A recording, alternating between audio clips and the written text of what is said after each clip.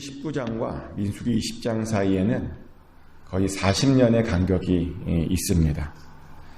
민수기 19장까지는 이스라엘 자손들이 이제 막 가나안 땅에서 돌이켜서 다시 광야로 나아가는 그런 과정 가운데 있는 말씀이고, 민수기 20장부터는 이제 그 광야 40년이 끝나고 이제 마지막 해에 대한 이야기로 시작합니다.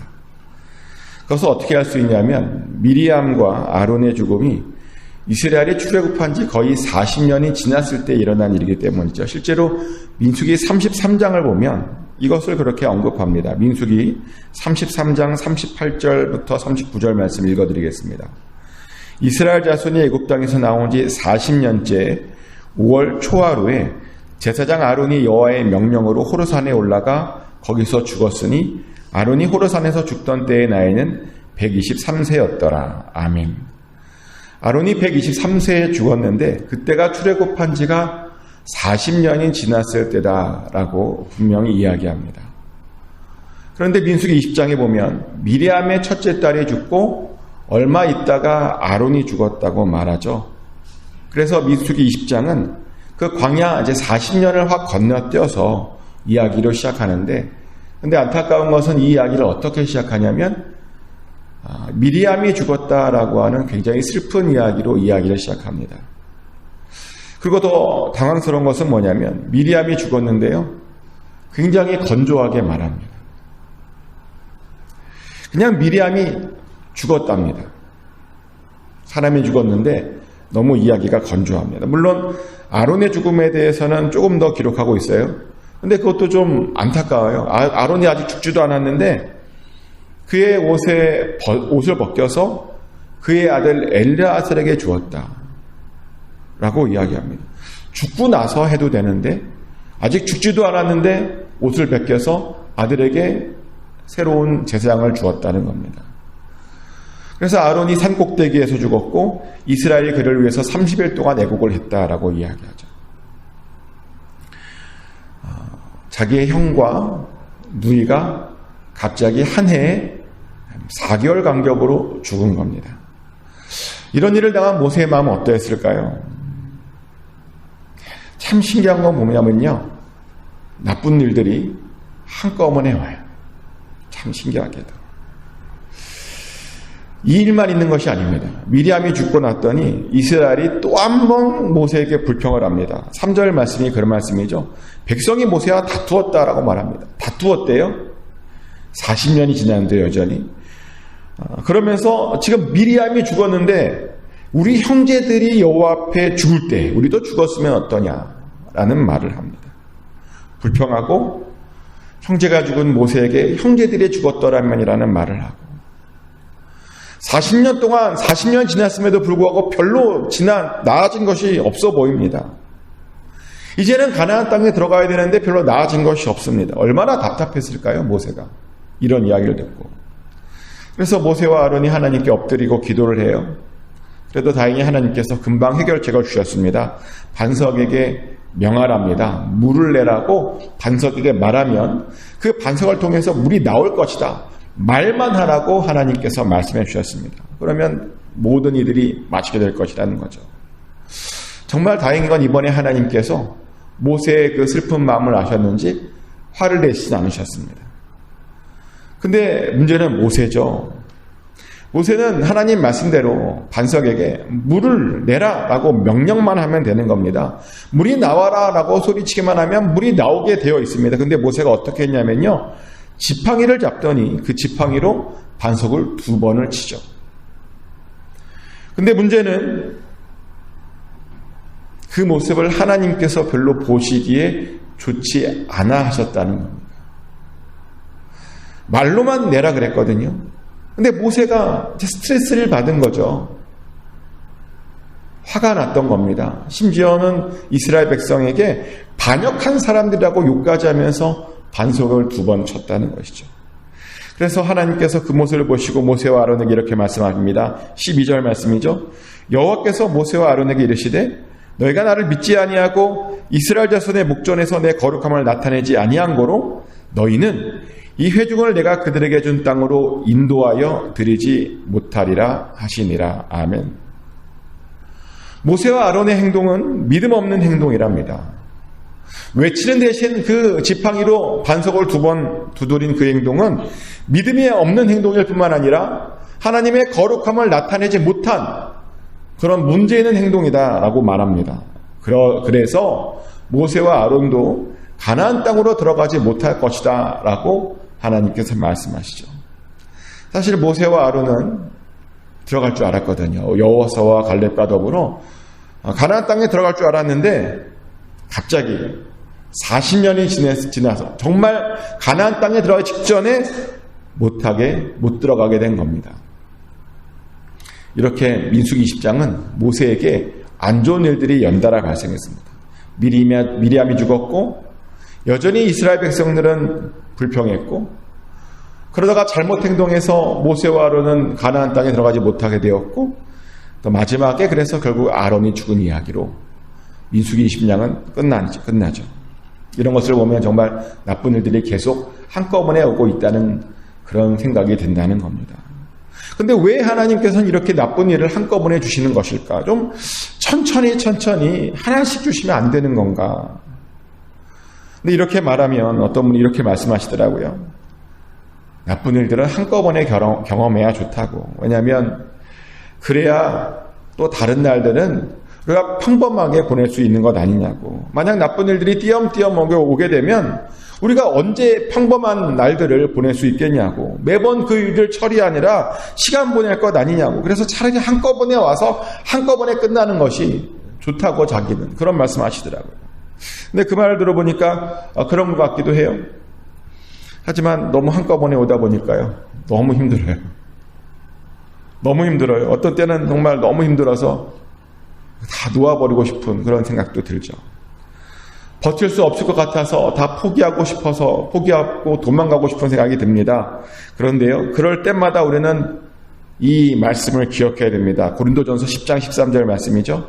사람이 감당할 시험밖에는 너희가 당한 것이 없나니 오직 하나님은 미쁘사 너희가 감당하지 못할 시험당함을 허락하지 아니하시고 시험당할 즈음에 또한 피할 길을 내사 너희로 능히 감당하게 하시느니라. 아멘. 우리 하나님께서는 우리가 감당하지 못할 시험은 아무것도 주시지 않으시겠다라고 약속해 주셨습니다.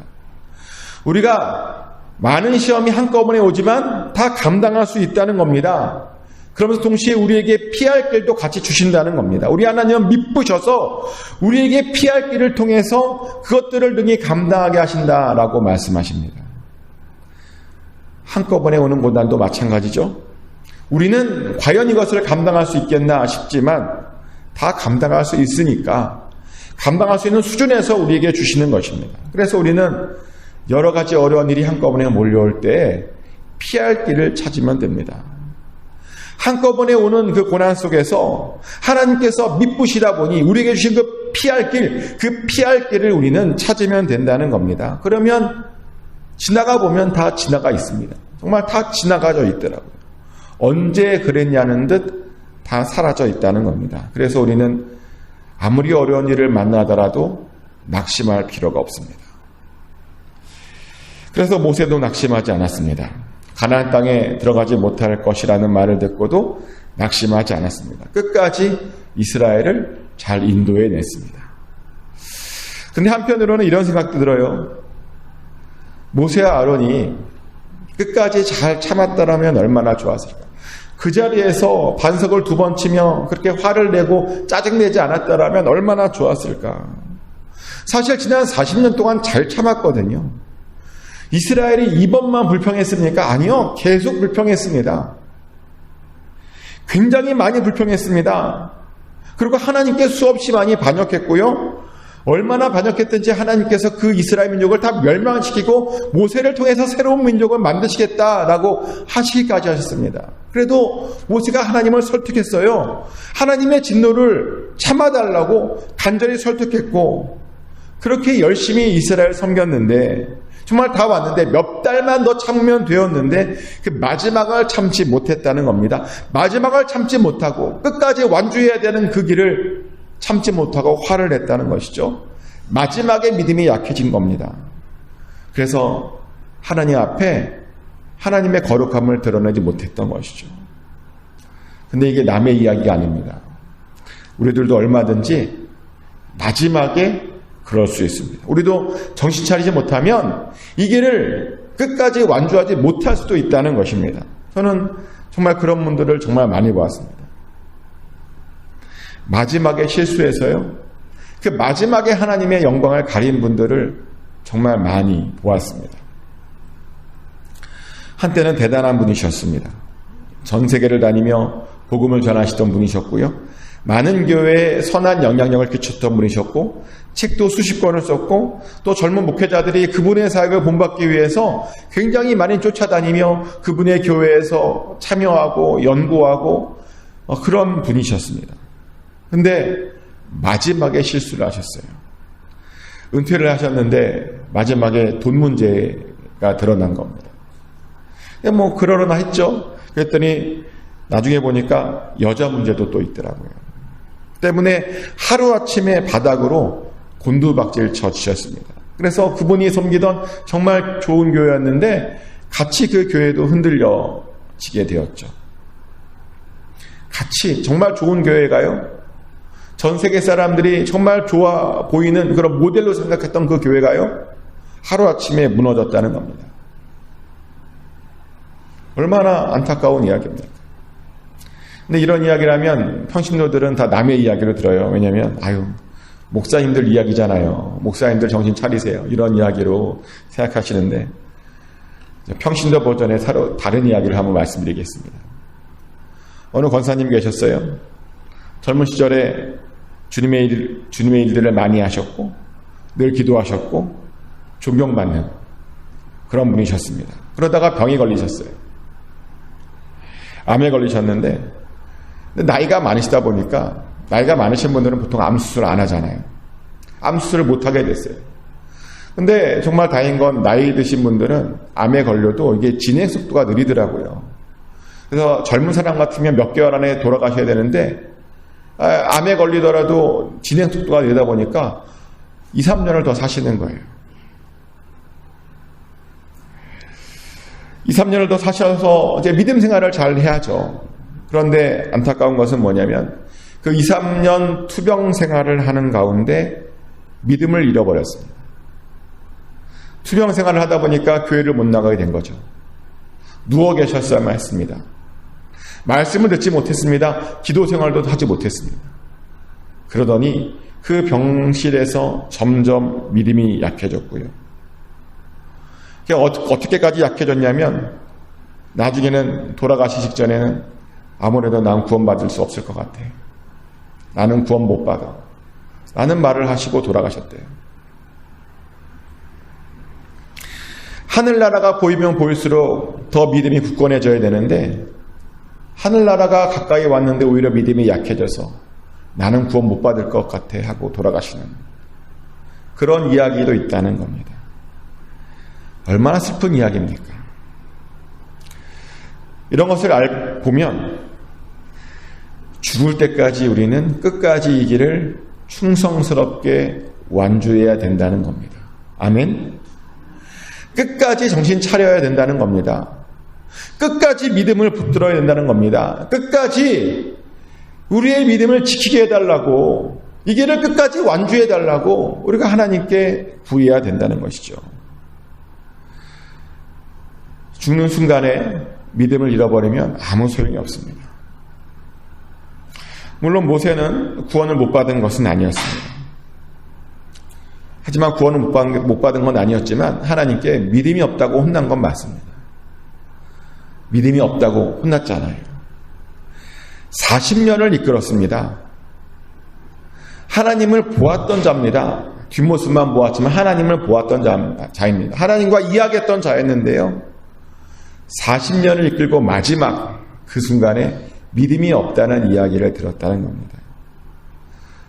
그 이야기를 듣고 모세는 마음이 철렁했겠죠. 굉장히 섬뜩했을 겁니다. 그래서 이제 갑자기 그 이후로 모세가요, 겸손해지는 모습을 볼 수 있습니다. 평소 같으면 모세가 에돔이 있을 때 그냥 지나갔을 거예요. 에돔 얼마 안 되거든요. 이스라엘은 어마어마한 민족이고 그냥 지나갔을 겁니다. 그런데요, 에돔 왕에게 그냥 지나가지 않고 물어봐요. 사신을 보내서 물어봅니다.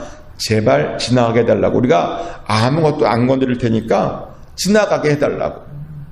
혹시라도 뭐 피해를 입거나 물을 먹었으면 돈 내겠다고 그냥 평안하게 지나가게 해달라고. 그런데 안타깝게도 에돔 왕이 거절을 해요. 아니, 그 정도 요청을 했으면 지나갈 만한데 거절을 해요. 절대로 자기 땅을 못 지나가겠다. 그러면 예전 같으면 그래? 우리가 더 세니까 밀고 가지 뭐. 이렇게 지나갔을 거예요. 근데 그렇게 안 지나가더라고요. 에돔 땅을 지나가지 않고 에돔 땅 옆에 호르산으로, 굉장히 어려운 땅이거든요. 호르산으로 가는 길은 정말 어려운 땅입니다. 나중에 보면 거기서 불뱀도 만나요. 그 땅을 꾸역꾸역 참고 지나갑니다. 하나님이 허락하지 않으셨네? 그럼 우리가 이 길로 가면 되지 하고 그냥 그 길로 지나갑니다. 얼마나 겸손한 모습입니까? 겸손해졌어요. 하나님께 믿음이 없다라고 하는 말을 듣고 드디어 정신 차린 겁니다. 우리도 그래야 합니다. 우리도 정신 차려야 됩니다. 우리도 믿음 없다는 말을 들어서는 안 됩니다. 그런 말 듣기 전에 우리도요, 정신 차려야 됩니다. 항상 겸손하게 주님의 말씀에 순종하며 성질내지 말고 화내지 말고 주님을 신뢰하며 나아가야 됩니다. 죽는 순간까지 그렇게 살아야 됩니다. 그래야 우리가 하나님의 나라에 들어갈 수 있는 겁니다. 꼭 이 말씀을 잘 기억하셔서 모든 달려갈 길을 잘 달려가시길 축복합니다. 그래서 나중에 정말 주님 앞에 섰을 때 주님께 그 믿음을 인정받는 저와 여러분 되시기를 예수 그리스도 이름으로 축복합니다.